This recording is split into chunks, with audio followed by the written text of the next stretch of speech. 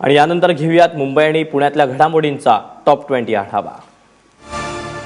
ठाणे महापालिकेत युती तोडून स्वबळावर लढण्याची तयारी स्थानिक भाजप नेत्यांनी दाखवली। ठाण्यात भाजप स्वबळावर लढल्यास निश्चितच विजयी होईल असा विश्वास भाजप आमदार संजय केळकर यांनी बोलून दाखवला। विशेष म्हणजे 130 जागा असलेल्या ठाणे महापालिकेत भाजपला गेल्या निवडणुकीत फक्त 8 जागा जिंकता आल्या होत्या, तर शिवसेनेनं 57 जागा जिंकल्या होत्या। तरीही स्थानिक भाजप नेते एकला चलोईच्या मार्गावर चालण्यासाठी उत्सुक आहेत। आगामी मुंबई महापालिका निवडणुकीनंतर पुन्हा शिवसेनेचा महापौर होईल असा विश्वास शिवसेना पक्षप्रमुख उद्धव ठाकरेंनी व्यक्त केला। मुंबई महापालिकेत प्रबोधनकार केशव सीताराम ठाकरे यांच्या तैलचित्राचं अनावरण करण्यात आलं। यावेळी ते बोलत होते। विशेष म्हणजे यावेळी मंचावर मुख्यमंत्री देखील उपस्थित होते। नागपूरचा माणूस मुंबई बदलून दाखवेल या मुख्यमंत्री देवेंद्र फडणवीसांच्या विधानाला शिवसेनेकडून पोस्टरनं प्रत्युत्तर दिलंय।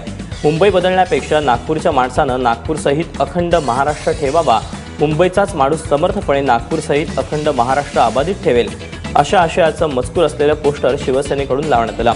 या पोस्टरच्या खाली मी मुंबईकर असा उल्लेख करण्यात आला। त्यानंतर या पोस्टरला भाजपकडूनही प्रत्युत्तर देण्यात आलं। मनसे अध्यक्ष राज ठाकरे यांनी पुण्यात भाजपवर जोरदार टीका केली। नोटबंदीचा निर्णय फसल्याचं म्हणत राज ठाकरेंनी मोदींवर टीका केली। भाजपला अजूनही महापालिका निवडणुकीसाठी उमेदवार मिळत नाही, काँग्रेस राष्ट्रवादीचे उमेदवार पळवून भाजप जिंकत असल्याची टीका राज यांनी केली। महाराष्ट्रात पाण्याचं संधारण व्हावं यासाठी सुरू केलेल्या सत्यमेव जयते वॉटर कपच्या दुसऱ्या पर्वाला लवकरच सुरुवात होतीये। आमिर खान आणि सत्यजित भटकळ यांनी सरकारसोबत येऊन ही योजना सुरू केली, ज्यात यावेळी 30 तालुक्यांचा समावेश आहे। आज मुख्यमंत्र्यांच्या उपस्थितीत याची घोषणा केली जाणार आहे। यावेळी आमिरच्या या कामात त्याची पत्नी किरण राव देखील हातभार लावते।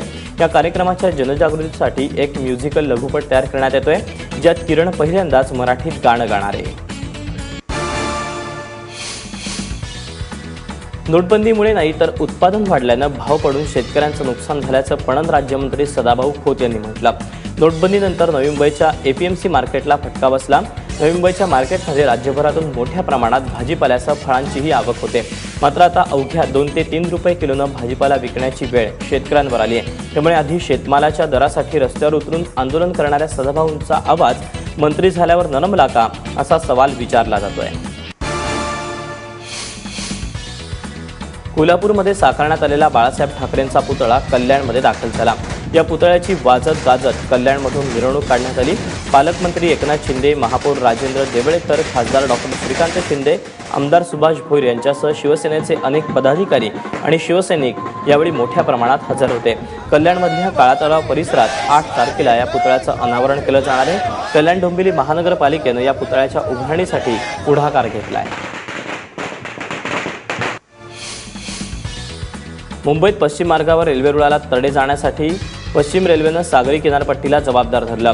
रेल्वे कार्यकर्ते समीर झवेरी यांनी माहितीच्या अधिकारात विचारलेल्या प्रश्नाला उत्तर देताना पश्चिम रेल्वेनं 3 वर्षात 139 वेळा रेल्वे रुळांना तडे गेल्याची घटना घडल्याचं सांगितलं। यात वातावरण बदलांबरोबरच रेल्वे रुळ किनारपट्टीजवळ असल्याचं कारण देण्यात आलं। पश्चिम रेल्वे मार्गाजवळ किनारपट्टी आहे, त्यामुळे इथले हवामान हे खारं असतं, त्यामुळे त्याचा थेट परिणाम खडीवर होत असून खडीची झीज होते आणि त्यामुळे रुळांखालील गादी नाहीशी होते, त्यामुळे तडे जाण्याच्या घटना घडतात असं पश्चिम रेल्वेचं म्हणणं आहे। डोंबिवलीतल्या काटेनाका परिसरात 21 डिसेंबरला झालेल्या गोळीबाराचं सीसीटीव्ही फुटेज समोर आलंय। या गोळीबारात शिवसेनेचे कार्यकर्ते अमित पाटील यांचा सुरक्षा रक्षक विकी शर्मा याचा मृत्यू झाला होता।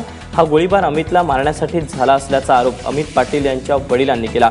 दरम्यान आता ज्या ठिकाणी गोळीबार झाला त्या ठिकाणचं सीसीटीव्ही फुटेज समोर आल्यानं पोलिसांनी या दृष्टीनं तपास सुरू केला असून एकाला अटक करण्यात आली आहे, तर आणखी एका व्यक्तीला कानपूरवरून ताब्यात घेण्यात आलंय। सध्या मुख्य सूत्रधाराबाबत गूढ कायम आहे।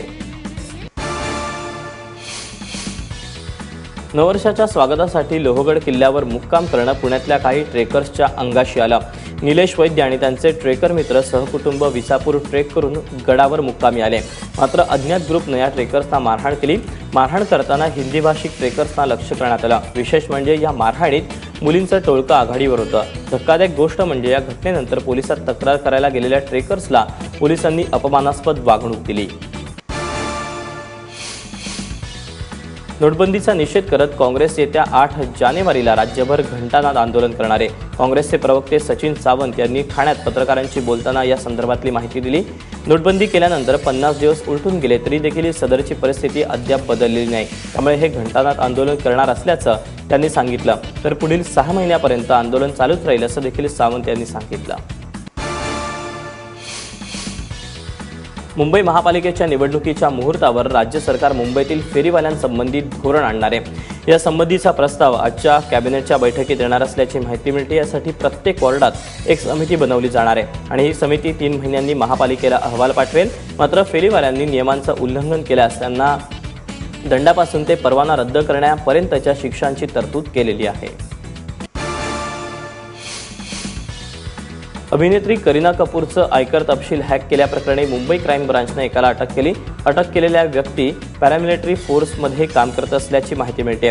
मात्र पोलिसांनी या व्यक्तीची माहिती गोपनीय ठेवली आहे। या व्यक्तीनं करीना कपूरच्या आयकरचं हे फायलिंग खातं हॅक करून त्यापेक्षा कमी उत्पन्न दाखवून हे फायलिंग केलेलं। ही बाब लक्षात येताच करीना कपूरच्या सीएनं पोलिसात धाव घेतली। पुण्यातल्या सनबर्न फेस्टिवलच्या ठिकाणी लावलेली आग विझवण्यात आली आहे। केसलन गावातील ज्या पठारावर फेस्टिवल आयोजित करण्यात आला होता त्या ठिकाणी सामानाला आग लागली आणि याची माहिती अग्निशमन दलाला मिळताच अग्निशमन दलाच्या गाड्यांनी घटनास्थळी धाव घेतली आणि आगीवर नियंत्रण मिळवलं। सनबर्न फेस्टिवल 31 तारखेला संपलं। तिथे सामानाची आवराआवर सुरू होती, त्याच ठिकाणी आग लागली होती। अभिनेता अर्जुन कपूरच्या अनधिकृत जिमवर मुंबई महापालिकेनं हातोडा मारला। अर्जुन कपूरनं जुहूतल्या आपल्या इमारतीच्या टेरेसवर बेकायदेशीरपणे जिम उभारली। या जिमवर मुंबई महापालिकेनं कारवाई केली। महापालिकेच्या कारवाईत बेकायदेशीर जिमचं संपूर्ण बांधकाम पाडण्यात आलं। आणि यासोबतच बुलेटिनमध्ये वेळ झाली एका छोट्याशा ब्रेकची। मात्र शिखांचे गुरु गोविंद सिंग यांची 5 तारखेला 350वी जयंती। या निमित्तानं पुण्याच्या शनिवार वाड्यावर 10,000हून अधिक दिवे लावण्यात आले, त्याची ही खास झलक।